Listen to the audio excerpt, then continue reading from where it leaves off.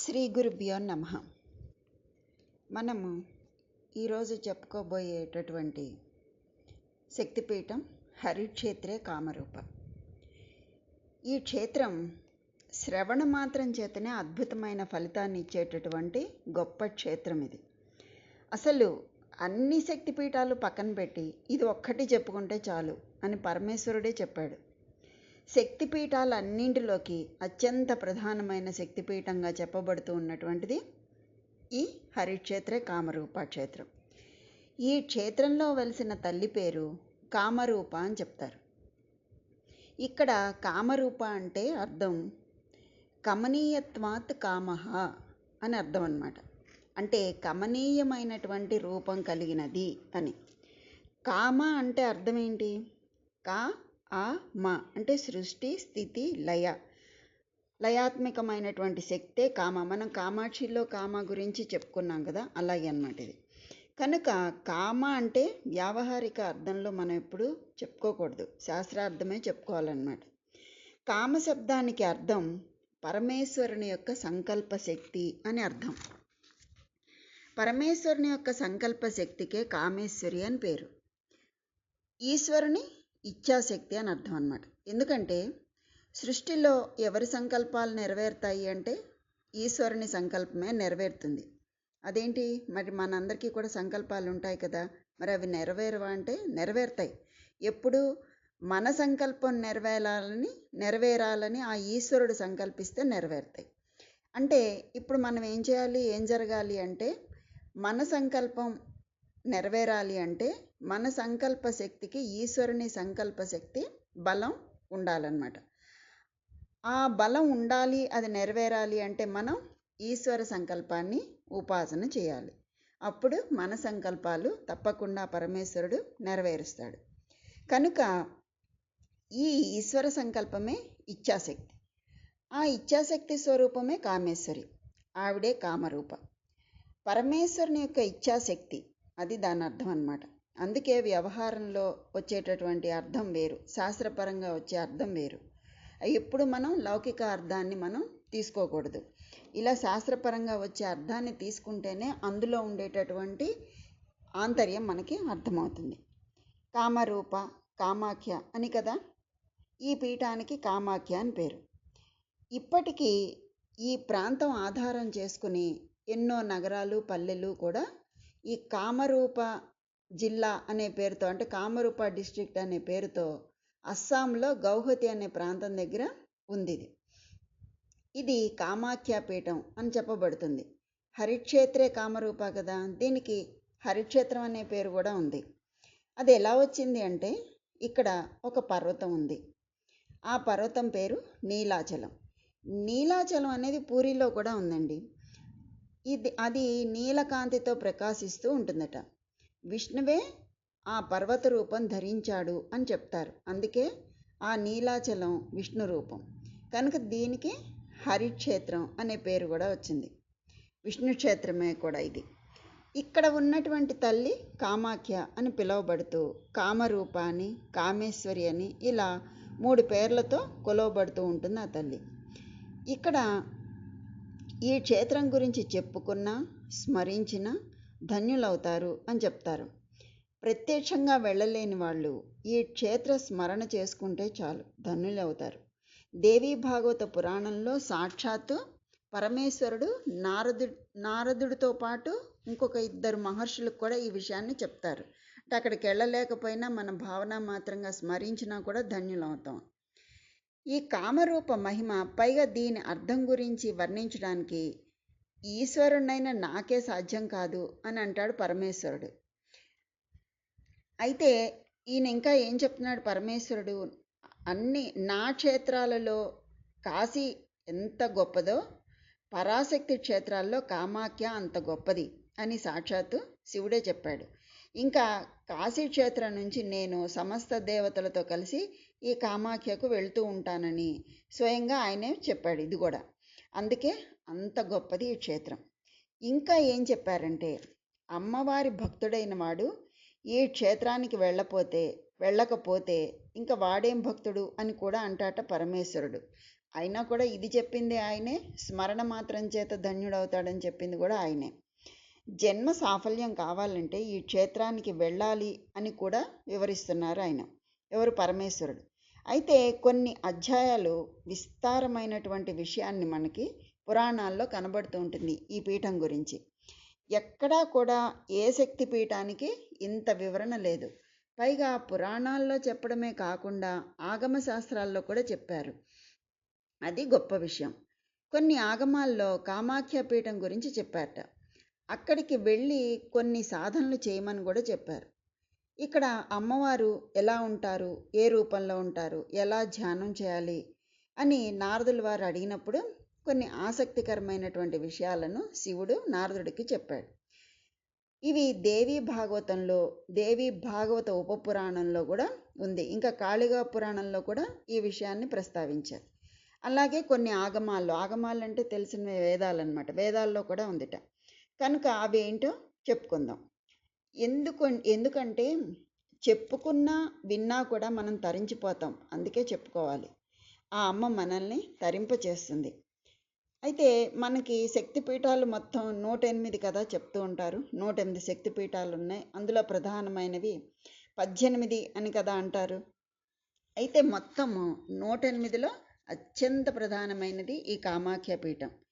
ఇక్కడున్న విశేషాలు ఏంటంటే, ప్రధానంగా ఇక్కడున్న అమ్మవారి పేరు త్రిపుర భైరవి అని దేవీ భాగవతం మనకి తెలియజేస్తోంది. ఇక్కడ త్రిపుర భైరవి అనే తల్లి ఉంది. ఈ పీఠం పేరు యోని పీఠం అని పేరు. ఇంతకంటే గొప్ప స్థలం భూమిలో మరొకటి లేదు అని కూడా చెప్తారు. ఇక్కడ విచిత్రం ఏంటంటే, ఎన్నో రకరకాల పర్వతాలు ఉంటాయట. ముఖ్యంగా అస్సాం అంతా కూడా పర్వతాలు. ఈ పర్వతాలు ఎక్కువ ఉంటాయి, ప్లేన్స్ అంటే చదునైన ప్రదేశాలు తక్కువ ఉంటాయి అన్నమాట. అంటే ఈ చదునుగా ఉన్న ప్రదేశాలు తక్కువ, ఈ పర్వతాలు ఎక్కువ ఉండటం వల్ల అక్కడ ప్రదేశం అంతా ఎలా ఉంటుంది, అస్సాంలో ఎగుడు దిగుళ్ళుగా ఎక్కువ తక్కువలుగా ఉంటుందన్నమాట. అందుకే దాని పేరు అసమ. సమము కానిది అసమ కదా, అసమ. ఇదే అస్సాం అయింది రాను. అసమ అంటే వివిధమైన పర్వతములు ఆక్రమించుకున్నటువంటి చోటు అని అర్థం అసమ అంటే. అలాగే వంగదేశం, హిమవత్ పర్వతం వీటికి దగ్గరలో ఉన్నదే ఈ అస్సాం క్షేత్రం. అందుకే ఇక్కడ వంగదేశము ఈ రెండు చోట్ల కూడా, అంటే ఈ కామాఖ్య క్షేత్రంలోనూ ఈ వంగదేశంలో కూడా కాళీ ఉపాసన చాలా ప్రసిద్ధి. ఇంతకుముందు కూడా మన వంగదేశం గురించి, కాళికాదేవి గురించి చెప్పుకున్నాం. ఈ రెండింటిలో కొన్ని పోలికలు ఉన్నాయన్నమాట. అంటే అక్కడ చేసిన ఇక్కడ చేస్తారు, ఇక్కడ ఆచారం అక్కడ కూడా ఉంటుంది. అలా పోలికలు కనబడుతూ ఉంటాయి. పైగా ఈ కామాఖ్య పీఠంలో ఉన్న కొన్ని ఆచారాలు వంగదేశంలో కూడా పాటిస్తారు. అంటే ఇదంతా ఒకటే ప్రదేశంగా మనం భావించవచ్చు. ఇక్కడ ఉన్న ఇంకొక విశేషం ఏంటి అంటే, ఇక్కడ పర్వతాలన్నీ వివిధ దేవతల రూపాలు. దేవతలు పర్వతాల రూపంలో ఇక్కడ ఉంటారట. అందుకని ఇక్కడ ఏ పర్వతాన్ని కూడా మనం సామాన్యమైన దృష్టితో చూడకూడదు. అన్ని దేవతా స్వరూపాలే. అందుకని ఏ పర్వతాన్ని కూడా ఇది ఒక కొండ అని ఆ ఉద్దేశంతో చూడకూడదు అన్నమాట. ఇక్కడ ఉన్న భూమి, ఆ భూభాగం అంతా కూడా శక్తి స్వరూపం. అంటే అక్కడ ఉన్న పృథ్వీ స్థానం దేవీ రూపం అన్నమాట. పర్వతాలు దేవతలు, పృథ్వీ దేవత, శక్తి స్వరూపం. పర్వతాలు అన్నీ కూడా దేవతల రూపాలు. ఈ పర్వతాలందు సిద్ధ పురుషులు, దేవతలు నివసిస్తూ అమ్మవారిని ఆరాధన చేస్తూ ఉంటారు. ఇక్కడ అమ్మవారి యొక్క పీఠం ఉన్నటువంటి పర్వత ప్రాంతం ప్రధానంగా త్రికోణాకృతిలో ఉంటుంది. అంటే ఈ పర్వతం చుట్టూ ప్రదక్షిణం చేయడం అనే ఇది కూడా ఉంది. మనకి అరుణాచల గిరి ప్రదక్షిణ, సింహాచల గిరి ప్రదక్షిణ ఉన్నట్టు ఇక్కడ కూడా ఆ గిరి ప్రదక్షిణ, పర్వత ప్రదక్షిణ ఉందన్నమాట. ఆ పర్వత ప్రదక్షిణ క్రమంలో కొన్ని గుహా ప్రాంతాలు ఉంటాయట. అక్కడ 10 మహావిద్యలు గోచరిస్తాయి. అంటే 10 మహావిద్యలు ఏకీకృతంగా ఉన్నటువంటి ఏకైక క్షేత్రం ఇదే. ఇక్కడ 10 మహావిద్యల్లో ఏ విద్య ఉపాసన చేసినా అద్భుతమైన సిద్ధి పొందవచ్చు. ఏ ఆచారంలో చేసినా కూడా సిద్ధి పొందవచ్చు. ఆచారం అంటే దక్షిణాచార, వామాచార, మిశ్రాచార, ఇలాగ 3 రకాల ఆచారాలు ఉంటాయి కదా. ఎవరు ఏ ఆచారంలో అక్కడ ఉపాసన చేసినా కూడా సిద్ధి పొందవచ్చు. ఈ 3 ఆచారాల వారు వారి వారి ఆచారం ప్రకారం వారి సేవ వాళ్ళు చేసుకోవచ్చు. కనుక దీన్ని మించినటువంటి గొప్ప క్షేత్రం మరొకటి లేదు. ఇది స్వయంగా శివుడే చెబుతున్నటువంటి మాట. ఇది ప్రత్యక్ష ఫలదమైనటువంటి క్షేత్రం అని కూడా చెప్తారు పరమేశ్వరుడు. అంటే ఇక్కడ సాధన చేస్తే ప్రత్యక్ష ఫలం లభిస్తుంది. వశిష్ఠుడు కూడా ఇక్కడ ఈ క్షేత్రానికి వచ్చి మంత్ర సాధన చేసి మంత్రసిద్ధుడై బ్రహ్మదేవుడంతటి వాడయ్యాట. కనుక ఎవరికైనా సరే ఈ క్షేత్రం సిద్ధినిస్తుంది. ముఖ్యంగా ఇంకో విషయం చెప్పుకోవాల్సింది ఏంటంటే, ఇక్కడ ఈ శివపార్వతుల వివాహం జరిగిన తర్వాత పార్వతీ పరమేశ్వరుల అనుగ్రహంతో ఈ భస్మంలోంచి తిరిగి బతుకుతాడు మన్మధుడు. అక్కడంతా తెలిసిందే కదా, మన్మధుడిని భస్మం చేస్తాడు పరమేశ్వరుడు. ఆ వివాహం తర్వాత వాళ్ళ అనుగ్రహంతో మళ్ళీ ఆయన తిరిగి బతుకుతాడు. బతకగానే పాపం రతీదేవి సంతోషిస్తుంది. కానీ పూర్వరూపం రాలేదు మన్మధుడికి. ఎందుకంటే కొంత కాలిన తర్వాత బతికాడు కదా, అందుకని అతనికి పూర్వరూపం రాలేదు.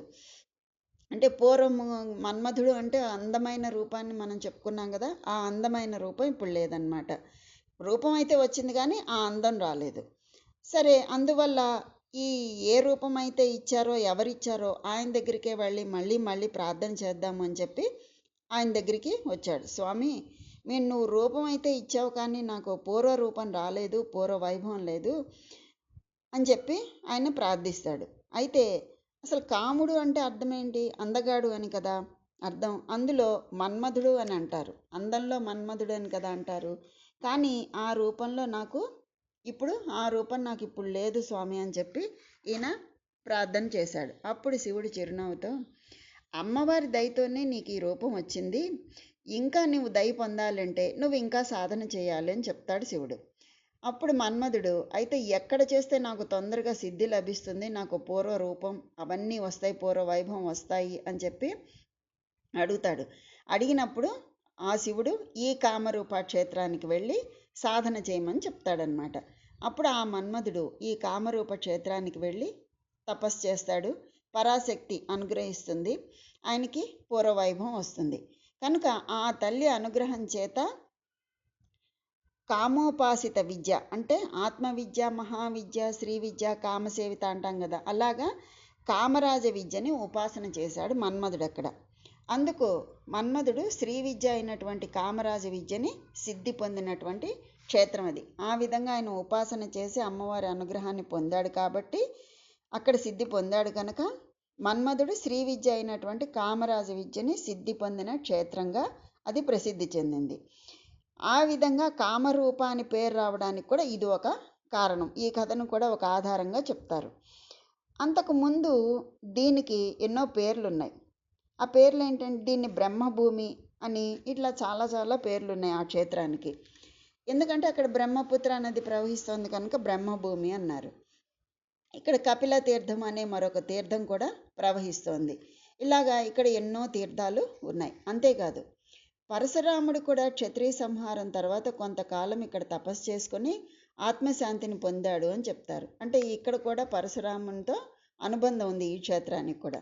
అలాగే దత్తాత్రేయ క్షేత్రాలు కూడా ఇక్కడ కనిపిస్తాయి, అది కూడా విశేషమే ఇక్కడ. అయితే ఇక్కడ మరి దశమహావిద్యలు ఉన్నప్పుడు అమ్మవారి సర్వశక్తులు ఇక్కడ ఉంటాయి కదా, అలాగే ఉన్నాయి ఇక్కడ. ఈ దశమహావిద్యలు అంటే కేవలం 10 కాదు, ఒక్కొక్క విద్యలో మళ్ళీ అంగదేవతలు, ఉపాంగ దేవతలు, పరివార దేవతలు ఇలా చాలా చాలా మంది ఉంటారు. ఆ విధంగా అది చాలా విస్తారమైంది ఆ దశమహావిద్యలు అనేది. అయితే ఒక్క శ్రీ విద్య గురించి తెలుసుకోవాలంటేనే మనకి జీవితం చాలదు కదా. 10 విద్యల్లో మూడవది శ్రీ విద్య. ఆ శ్రీ విద్య నేర్చుకోవడానికే మన జీవితం సరిపోదు. ఇంకా 7 విద్యలు ఉన్నాయి, వాటి గురించి మనం ఏం తెలుసుకోగలుగుతాం? ఒక్కొక్క దాన్ని చెప్పుకోవాలి అంటే అది ఒక సముద్రం అంత ఉందన్నమాట. కనుక మనం అన్నీ తెలుసుకోలేకపోయినా ఏ ఒక్కటైనా గట్టిగా పట్టుకున్నా చాలు, మిగిలిన 9 మనకి అందులో లభిస్తాయి. ఆ విధంగా మనకి ఇక్కడ ఈ దివ్యమైనటువంటి కామాఖ్య క్షేత్రం సర్వశక్తుల నిలయమై ఉంది. ఈ మన్మధుడు తపస్సు చేసి అమ్మ అనుగ్రహం పొందాక, అమ్మవారు అనుగ్రహించాక అమ్మవారికి ఒక ఆలయం నిర్మాణం చేయాలి అని సంకల్పించుకున్నాడు మన్మధుడు. ఆయన నిర్మాణం చేశాడు, అమ్మవారికి ఆలయం నిర్మాణం చేశాడు. అది ఎలా చేశాడు? విశ్వకర్మని పిలిపించి ఆయనతో ఆ నిర్మాణం చేయించాడనమాట. ఆ విధంగా మన్మధుడు అమ్మవారికి ఆలయ నిర్మాణం చేసి ఆ ఆలయానికి ఆనందధామం అని పేరు పెట్టాడు. ఆనంద స్వరూపం అని. అంటే అమ్మవారు ఆనంద రూపిణి కదా, ఆనంద రూపిణి కనుకనే సుందరి అయింది ఆ తల్లి. ఆనందమే అందం అంటారు కదా, అలాగా సచ్చిదానంద రూపిణి ఆ తల్లి. అందుకే ఆ భవ్యమైన ఆలయ నిర్మాణం చేసింది ఆయనే. అక్కడ విశేషం ఏంటి అంటే 64 కోట్ల యోగిని దేవతలు కూడా అక్కడే ఉన్నారు. అంటే చతుషష్ఠి యోగిని దేవతలు ఉంటారు అక్కడ. అదేవిధంగా 18 భైరవ శక్తులు ఉన్నాయి. చూడండి, దశమహావిద్యలు, 64 కోట్ల యోగిని దేవతలు, 18 భైరవ శక్తులు, అందరూ అక్కడే ఉన్నారు. పర్వతాలన్నీ దేవతలు. అంటే అక్కడ లేని దైవ స్వరూపం లేదన్నమాట. మొత్తం అందరూ ఆ తల్లి దగ్గరే ఉన్నారు. ఇక్కడ ఈ విధంగా 18 భైరవ శక్తులు, ఇక్కడ దశమహావిద్యలు అన్నీ ఉన్నాయి.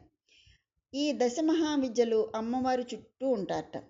అయితే మనం వెళ్ళి వెతికితే కనిపిస్తారా అంటే కనిపిస్తారు. సాధనమున పనులు సమకూరు ధరలోన అంటారు కదండి. కనుక మన సాధనలోనే అంతా ఉంది. అక్కడ ఉన్నటువంటి తల్లి ఎవరైతే ఉన్నారో అక్కడ ధ్యానంలో కూర్చుంటే ఆ తల్లి చుట్టూ ఉన్నటువంటి 9 మంది దేవతలు, దశమహావిద్యలు దేవతలు మధ్యలో ఎవరుంటారు, ఈ 9 మంది ఎక్కడెక్కడ ఉంటారు, ఎలా ఉంటారు, అవన్నీ కూడా శివుడు వివరంగా చెప్పాడనమాట. అది మనం ఇక్కడ మనస్సులోనే భావన చేసుకుంటే మనం ఆ కామాఖ్య పీఠానికి వెళ్ళినట్లే కదా. దీనికి అలాగే ఈ క్షేత్రానికి కామగిరి అని, కామరూప అని, కామాఖ్య అని అనేక పేర్లు ఉన్నాయి కదా. ఇక్కడ ఎవరైనా ఏ మంత్రాన్నైనా సిద్ధింప చేసుకునేటటువంటి క్షేత్రం ఇది. అందుకే వశిష్ఠుల వారు ఇక్కడ ఉపాసన చేసి సిద్ధమంత్రుడయ్యాడు. అంతేకాదు దేవతలు కూడా ఇక్కడ సాధన చేసి ఖేచరత్నం మొదలైనటువంటివి పొందారు. అంటే ఆకాశ గమనం అనమాట ఖేచరత్వం అంటే. పొందినటువంటి అంత గొప్ప క్షేత్రం ఇది. ఇంకోటి, అన్ని శాస్త్రాల్లోనూ త్రిపుర భైరవి అనే శబ్దం వస్తుంది. దశమహావిద్యల్లో త్రిపుర భైరవి ఒకళ్ళు. త్రిపుర సుందరి, త్రిపుర భైరవి అని 2 ఉన్నాయి కదా. ఈ త్రిపుర భైరవి ఎలా ఉంటుందంటే చేతిలో పుస్తకం అభయముద్ర కలిగి ఉంటుందట. కానీ త్రిపుర భైరవి, సుందరి అని ఇక్కడ 2 చెప్తున్నాం కదా. ఈ 2 కూడా ఒకే తత్వం కలిగిన, ఒకే తత్వం యొక్క 2 రకాల అభివ్యక్తులు అన్నమాట. భైరవ అంటే అర్థం ఏంటి? సృష్టి స్థితి లైల శక్తే భైరవం, అదే భైరవి. త్రిపుర అంటే 3 పురముల యొక్క సృష్టి స్థితి లయలను చేసేటటువంటి శక్తే త్రిపుర భైరవి. ఈ భావంలోనే మనం ఆ తల్లిని దర్శించుకోవాలి. అదే భైరవి ఉపాసన. ఇక్కడ ఉన్నది త్రిపుర భైరవి. అయితే ఇక్కడ అమ్మవారిని మాత్రం కామాఖ్య అని కొలుచుకోవాలని చెప్తారు. అంటే కామ అని పేరు గలది అని అర్థం. కామ అంటే కామేశ్వరి, కామాక్షి, ఇలా ఏ పేరుతోనైనా కూడా కొలుచుకోవచ్చు. అందుకే అందరికీ పనికి వచ్చేది ఇక్కడ ఒకటి చెప్పారు. ఏంటది? కామాఖ్య కవచం అనే ఒకటి ఉందిట. అది చాలా అద్భుతమైనటువంటి స్తోత్రం. అది ఒక 12 శ్లోకాలు కలిగి ఉంటుంది. ఈ శ్లోకం ప్రతిరోజు పారాయణ చేయటం అనే ఒక విధానం కూడా ఉంది. కాకపోతే అది గురూపదేశంతో మాత్రమే చేయాలి. కానీ ప్రతి వారు జపించి అమ్మవారి అనుగ్రహం పొందటానికి అనువుగా శివుడు స్వయంగా చెప్పినటువంటి ఒక మంత్రగర్భితమైనటువంటి శ్లోకం కూడా ఉంది. దాన్ని అందరూ ఎప్పుడు చెప్పుకోవచ్చు, ఎవరైనా ఎప్పుడైనా చెప్పుకోవచ్చు. అదేంటంటే కామేశ్వరీంచ కామాఖ్యం కామరూప నివాసినిం తప్తకాంచన సంకాశం తం నమామి సురేశ్వరీం. ఇది ఆ శివుడు ఉపదేశించినటువంటి మంత్రగర్భితమైనటువంటి శ్లోకం. ఇది కామాఖ్య మంత్రంగా కూడా చెప్తారు. ఇది పరమేశ్వరుడు స్వయంగా చెప్తున్నటువంటి మాటలు ఇవన్నీ కూడా. అయితే ఈ మండలాన్ని ప్రదక్షిణం చేయటం అనేది ఒకటి ఉంది కదా, ఈ గిరి ప్రదక్షిణలాగా. అలా కనుక చేస్తే కనుక ముల్లోకాలకి ప్రదక్షిణం చేసినంత ఫలితం వస్తుందట ఈ గిరి ప్రదక్షిణం చేస్తే. అంటే అది ఆకారం త్రికోణాకారంగా ఉంటుంది కదా, అందుకని దాన్ని చుట్టూ ప్రదక్షిణం చేస్తే ముల్లోకాలకి ప్రదక్షిణ చేసినటువంటి ఫలితం లభిస్తుంది. అంతేకాదు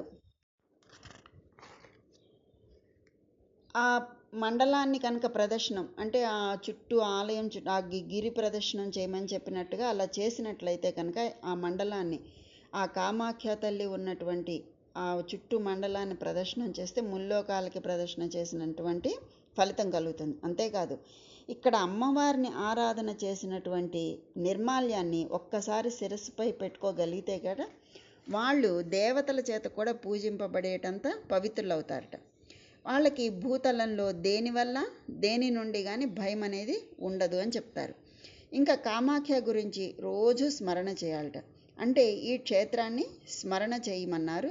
ఎలా చేయాలి అంటే కామాఖ్య పరమం తీర్థం, కామాఖ్య పరమం తపః, కామాఖ్య పరమో ధర్మ, కామాఖ్య పరమాగతిం, కామాఖ్య పరమం చిత్తం, పరమం విత్తం, కామాఖ్య పరమం పదం అని ఈ విధంగా ప్రతిరోజు స్మరణ చేయాలట. ఈ 3 వాక్యాలు ఎవరు? శివుడే చెప్పాడు. ఇక్కడ కామాఖ్య అనే శబ్దం మాటిమాటికి వస్తుంది.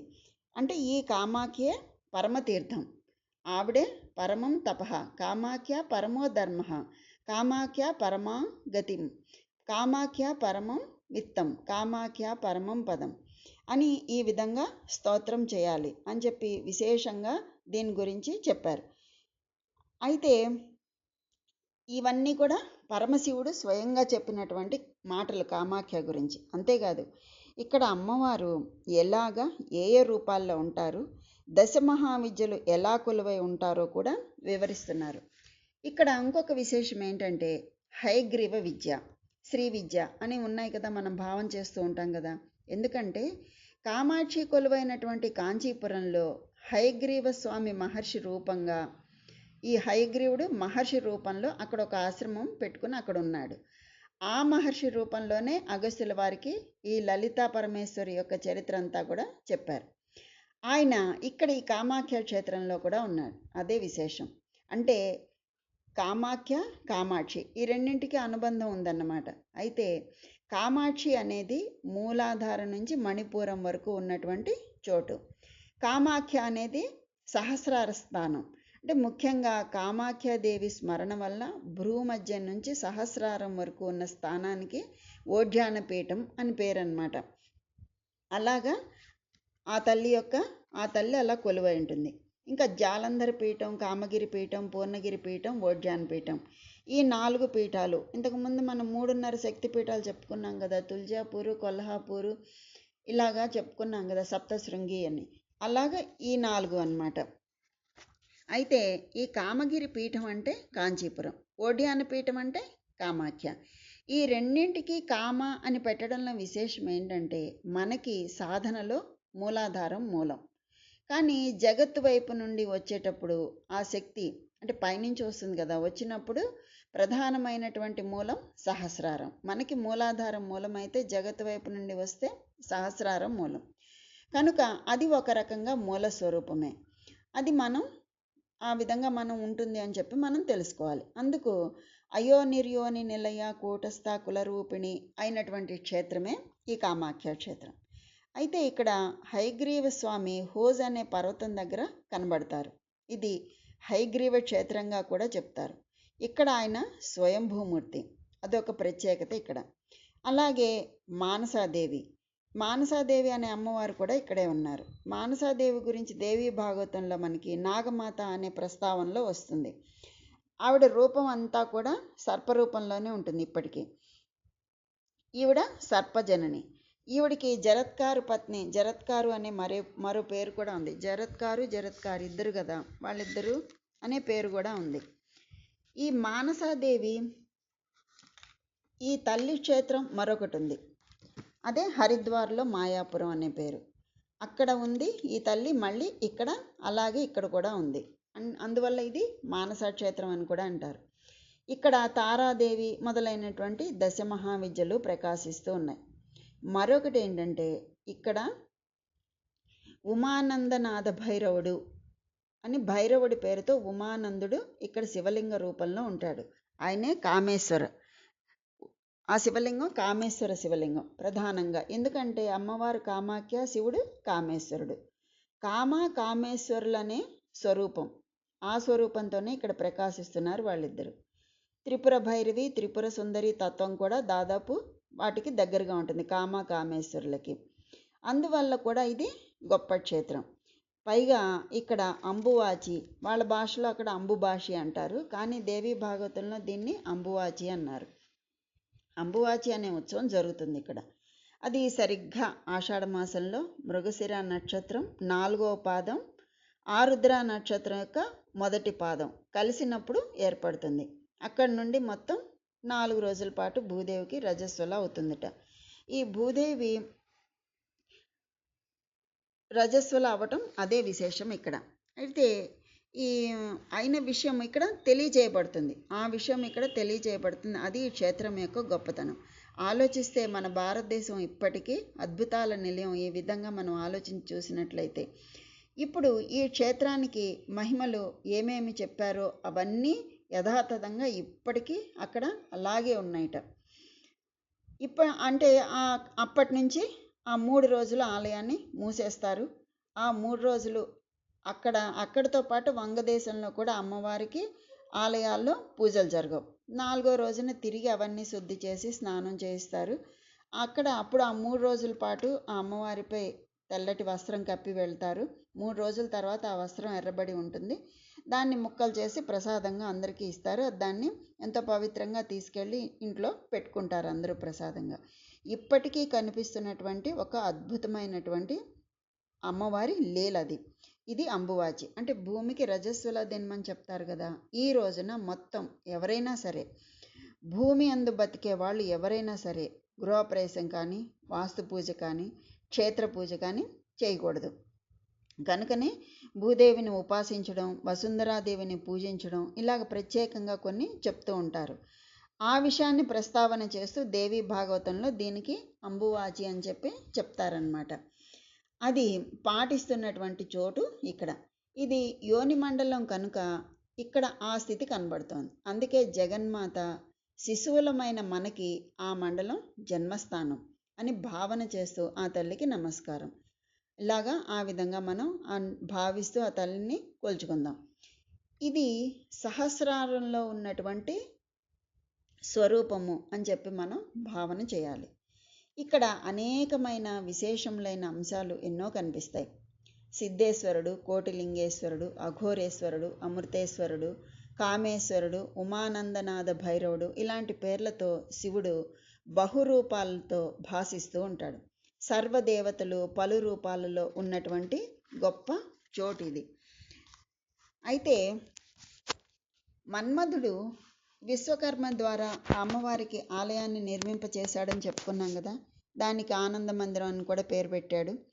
ఇలా మన్మధుడు ఆలయ నిర్మాణం చేసిన తర్వాతనే దీనికి కామగిరి అని, కామరూప క్షేత్రం అని పేరు వచ్చింది. అంతకుముందు దీనిని ధర్మరాజ్యం అని పిలిచేవాళ్ళట. అలాగే ఈ మందిరం పేరు ఆనంద మందిరం. ఇక్కడ 64 యోగిని గణములు, 18 మంది భైరవీ శక్తులు ఇవన్నీ కూడా ఉన్నాయి. అలాగే ఆలయం కింద మనోభవ గుహ అనే ఒక గుహా ప్రాంతం కూడా ఉందిట అక్కడ. ఇలాంటి రహస్య స్థానాలు కొన్ని క్షేత్రాలకి ఉంటాయి. ఇవి చూసినప్పుడు మనకేమనిపిస్తుంది, ఇవి దేవతా నిర్మితాలే అని చెప్పి మనకు అనిపిస్తుంది. కానీ మానవ నిర్మితాలు కావు అవి. ఈ మనోభవ గుహకే మహాముద్ర పీఠం అనే మరొక పేరు కూడా ఉంది. మహాముద్ర అంటే అమ్మవారి యొక్క 10 ముద్రలలో ప్రధానంగా 9 ముద్రలే చెప్తారు. 10వ ముద్ర షోడశి ఉపాసనలో వెళ్ళిన వాళ్ళకి ఉంటుందన్నమాట. మిగిలిన 9 ముద్రలే మనం ముఖ్యంగా చెప్పుకుంటాం. ఈ 9 ముద్రలలో మహాముద్ర అని చెప్పబడుతున్నది యోని ముద్ర, త్రికడ్డేసి, త్రిగుణాంబ, త్రికోణగా అని అంటాం కదా. ఆ యోని ముద్రనే మహాముద్ర అంటాం అన్నమాట. అందుకే దీనిని మహాముద్ర పీఠం అని కూడా అన్నారు. ఇక్కడ ఇచ్ఛ, జ్ఞాన, క్రియ అనే 3 బిందువులతో కూడిన త్రికోణాన్నే యోని అంటారు. అంటే సర్వ జగత్తుకు కారణం అని అర్థం అన్నమాట. అంటే యోని అనగా కారణం అని అర్థం ఇక్కడ. అంటే లౌకికార్థంతో మనం ఎప్పుడు చెప్పుకోకూడదు, శాస్త్రార్థమే చెప్పుకుంటేనే మనకి ఆ తల్లి చూపించే లీల, అందులో ఉండే ఆంతర్యం మనకి అర్థమవుతుంది. ఆ కారణశక్తే ఇచ్ఛ, జ్ఞాన, క్రియాత్మకమైనటువంటి త్రికోణాకృతి. దాన్ని తెలియచేసే ముద్రే యోని ముద్ర. అందుకే ఇది మహాముద్ర పీఠం అని చెప్పబడుతోందన్నమాట. అయితే ఆ రోజున మన్మధుడు నిర్మించిన ఆలయం కాలక్రమంలో ఎన్నో ఆక్రమణలకి దానికి గురయ్యి ఆలయం రూపురేఖలు మాసిపోయాయి. ఈ క్షేత్రముల యందు మనకి భూమే ప్రధానం. ఆలయం మనకు అక్కడ ఉన్నటువంటి శక్తిని గుర్తు చేసేటటువంటి ఒకానొక నిర్మాణం. అయితే దానికి ఆగమ శాస్త్రాల యొక్క ఆధారం ఉండటం వల్ల, అంటే ఒక ఆలయం నిర్మించాలంటే ఆగమ శాస్త్రం ప్రకారం చేస్తారు కదా, ఆ ఆధారం ఉండటం వల్ల అవి శక్తివంతాలు ఆలయాలన్నీ కూడా. ఒకవేళ ఆలయం లేకపోయినా కూడా అక్కడ ఏమీ లేదని మనం అనుకోకూడదు. ఆ క్షేత్రమే ప్రధానం మనకి, అదే గొప్పది. అందుకే క్షేత్రాలలో ఆలయం ఉన్నా లేకున్నా మనకి ప్రధానం క్షేత్రం. క్షేత్రం అంటే భూమి అన్నమాట. కనుక సాధకుడికి క్షేత్రమే ప్రధానం. అంటే క్షేత్రం అంటే భూమే కదా, అందుకని మనకి క్షేత్రమే ప్రధానం. అంతేగాని ఆలయం ఉందా లేదా అన్నది మనకి ప్రధానం కాదు. అలాగే ఈ దివ్యక్షేత్రంలోని ఆలయం కూడా ఎన్నో మార్పులకు లోనైంది. ఇప్పుడు మనకు కనపడుతున్నటువంటి ఆలయం 16వ శతాబ్దంలో రాజ విశ్వసింహ అనే ఆయన నిర్మాణం చేసింది. ఆ తర్వాత ఆయన కొడుకు నరనారాయణ్ అనే పేరున్నటువంటి ఇంకొక రాజు పదవిలోకి వచ్చి దాన్ని మరింత అభివృద్ధి చేశాడు. ఆ ఆలయం క్రమంగా వృద్ధిపరుస్తూ ఇప్పటికీ శోభాయమానంగా ఎన్నో పూజలు అందుకుంటూ ఉంటుంది ఆ ఆలయం. ఇక్కడ చారిత్రక విశేషం ఇంకొకటి ఉంది. అది ఏమిటి అంటే, దీనికి ప్రాగ్జ్యోతిషపురం అనే మరొక పేరున్నది. ఇది ప్రాగ్జ్యోతిషపురం అనగానే అందరికీ గుర్తొచ్చే ఉంటుంది, ఎవరిదో ఇది. భారతం భాగవతం చదివిన వాళ్ళకి బాగా తెలిసిపోతుంది ఎవరిది అంటే నరకాసురుడిది, తెలుసున్నది అందరికీ ఇది. అయితే నరకాసురుని యొక్క ప్రాంతం ఇదంతా కూడా. అంటే ఒకప్పుడు ఆయన పరిపాలించినటువంటి ప్రాంతం ఆ ప్రాగ్జ్యోతిషపురం. నరకాసురుడు అంటే ఇక్కడ మనం ఏం చూడాలి, అతడు ఒక అంతరిక్షానికి సంబంధించినటువంటి విశేషంగా చూడాలి. మానవుడా రాక్షసుడా అనేది పక్కన పెడితే, అంటే లోకకంటకుడు అయ్యాడు కనుక మనం రాక్షసుడు అంటున్నాం, కానీ నిజానికి అతడు భూమికి పుత్రుడు కదా. వరాహ అవతారంలో వరాహ మూర్తికిను భూదేవికి కలిగినటువంటి పుత్రుడు కదా. భూపుత్రుడు అనగానే అది ఒక గ్రహశకలం అని మనం ఇక్కడ అర్థం చేసుకోవాలి. దానికి సంబంధించినటువంటి ఒకానొక శక్తి విశేషం నరకాసురుడు అంటే. అయితే ఈ ప్రాగ్జ్యోతిషపురం అతని యొక్క రాజధాని. అయితే దాన్ని కూడా అమ్మవారి ఈ నరకాసురుడు కూడా అమ్మవారికి గొప్ప ఉపాసకుడు అనమాట. ఆ ఉపాసన బలం చేతే ఎంతో శక్తి పొందాడు. కొంతకాలం పాటు పాపం ఆ ఉపాసన బలంతో ధర్మంగానే ధర్మ మార్గంలోనే ఉంటూనే ఉన్నాడు. కానీ కాలక్రమంలో అన్ని మార్పులు వస్తాయి కదా, ఆ ధర్మ మార్గాన్ని తప్పి ప్రవర్తించడం ప్రారంభించాడు. ఎప్పుడైతే అలా ప్రారంభించాడో, ధర్మ మార్గం తప్పి దుర్మార్గంగా ప్రవర్తించడం మొదలుపెట్టాడో, ఎంత తల్లి అయినా అమ్మ కూడా ఊరుకోదు కదండి. అమ్మ ఆగ్రహించింది. ఆ ఆగ్రహ ఫలితంగానే శ్రీకృష్ణ పరమాత్మ ఆ పురాన్ని ఆక్రమించి నరకాసుర సంహారం చేశాడు. ఆ శ్రీకృష్ణ పరమాత్మ కేవలం అదే కదా, సత్యభామ భూదేవ అవతారమే కదా, తల్లి ఊరుకోదు కదా. ఆ విధంగా నరకాసుర సంహారం జరిగింది. ఆ కథ అంతా అందరికీ తెలుసున్నది. అంటే ఈ పరమాత్మ కేవలం నరకాసుర సంహారం మాత్రమే చేశాడు, రాజ్యాన్ని ధ్వంసం చేయలేదు, ఆక్రమించుకోలేదు, స్వాధీనం చేసుకోలేదు. ఆ నరకాసురుని సంహరించి అక్కడ రాజ్యాన్ని మళ్ళీ సువ్యవస్థితం చేసి నరకాసురుడి కొడుకైనటువంటి భగదత్తుడికి పట్టాభిషేకం చేసి దాన్ని సుస్థిరం చేశాడు. ఆ తర్వాత చక్కగా అది అతను భగదత్తుడు చక్కగా పరిపాలించాడు, బాగా సాగుతూ వచ్చింది. అయితే ఈ నరకాసురుడు కూడా అమ్మవారి ఆలయానికి ఒక అద్భుతమైనటువంటి మార్గ నిర్మాణం చేశాట. ఆ మార్గాన్ని కూడా ఇక్కడ నరకుని పేరుతోనే చెప్తారట, ఇప్పటికీ అక్కడ చెబుతారట. అక్కడ అంటే వెళ్ళిన వాళ్ళకి, అది విన్న వాళ్ళకి తెలుస్తుంది ఇది. ఈ విధంగా ఇలా చారిత్రకమైన యుగ యుగాల పురాణ చరిత్ర ఉన్నటువంటి గొప్ప దివ్య క్షేత్రం ఈ కామరూప క్షేత్రం. అయితే ఇక్కడ అమ్మవారు దశమహావిద్యల్లో శోభిల్లుతూ ఉంటుంది అని చెప్పుకున్నాం కదా. దశమహావిద్యల్లో మొట్టమొదటిది అయినటువంటి తల్లి కాళీదేవి. ఆ కాళీదేవికి పక్కలలో మిగిలినటువంటి 9 శక్తులు ఉంటారు. కనుక మహాకాళి ఆద్యాశక్తి, మొట్టమొదటి శక్తి అన్నమాట. ఆ ఆద్యాశక్తి అయిన మహాకాళికి 9 వైపులా మిగిలిన 9 శక్తులు ఉంటాయి. వాళ్ళు ఎవరు అంటే మనం కూడా మానసికంగా ఆయా దిక్కులందు అమ్మవార్లని భావన చేస్తూ ఉంటే కనుక మనం కూడా కామాఖ్య పీఠానికి వెళ్ళినట్టే. ఈరోజు మనం ఆ దశమహావిద్యా స్వరూపాన్ని ఎలా ఉంటుందనేది చూద్దాం. ఈ శక్తిపీఠాల్లో ఉన్న దశమహావిద్యలు అంటే శక్తిపీఠాల్లో ఉన్నటువంటి వాటిని మనం చెప్పుకుంటున్నాం, విడిగా సపరేట్గా ఏం చెప్పుకోవటం లేదు. ఆ దశమహావిద్యల గురించే చెప్పుకుంటున్నాం. దీని ద్వారా శక్తిపీఠాలని భావించడం, దశమహావిద్యల ఉపాసన ఇవన్నీ కూడా మనకి అంతర్గతంగా జరుగుతూ ఉంటాయన్నమాట. ఈ దశమహావిద్య అంటే ఏంటి? దశమహావిద్య విజ్ఞానమే అసలైనటువంటి శక్తి ఉపాసన. దాని గురించి తెలుసుకోవడమే అసలైన శక్తి ఉపాసన అన్నమాట. ఇప్పుడు మన భారతదేశంలో ఏ విధమైనటువంటి శక్తి ఉపాసన చేస్తున్నా కూడా అదంతా దశమహావిద్యల యొక్క ఉపాసనే అన్నమాట. అయితే ఈ దశమహావిద్యలు తంత్రశాస్త్రం ఆధారంగా వచ్చాయి. ఒక్కొక్క తల్లికి ఒక్కొక్క మంత్రం ఉంది. కాళీతంత్రం, తారాతంత్రం, శ్రీ విద్యాతంత్రం, ఇలాగా ఒక్కొక్క ఉపాసనా పద్ధతి ఉంది. ఇవన్నీ ఏర్పాటు చేసింది కూడా శివుడే. ఇది వేదాంతముల నుంచి రూపాంతరం చెంది వచ్చినటువంటి ఉపాసనా పద్ధతులు. వేదాంతం అంటే ఉపనిషత్తులు అనమాట. వేదాలకి చివర ఉండేవి ఉపనిషత్తులు. వేదాంతాలు అంటే ఉపనిషత్తుల్లో ఎన్నో ఉపాసనలు ఉన్నాయి. ఉపనిషత్తుల్లో 2 భాగాలు ఉంటాయి. ఏంటది? విద్య, జ్ఞానం. విద్య అంటే ఉపాసన, జ్ఞానం అంటే పరబ్రహ్మానికి సంబంధించినటువంటి ఎరుక తెలియడం అన్నమాట, ఆయన గురించి తెలియడం. ఈ 2 చూపిస్తాయి. అంటే ఉపనిషత్తు భాషలో విద్య అంటే ఉపాసన అని అర్థం. అవిద్య అంటే కర్మ. కర్మ కాదు, కర్మ. ఒత్తి పలకూడదు. కర్మ అనుకో, కర్మ అన్నమాట.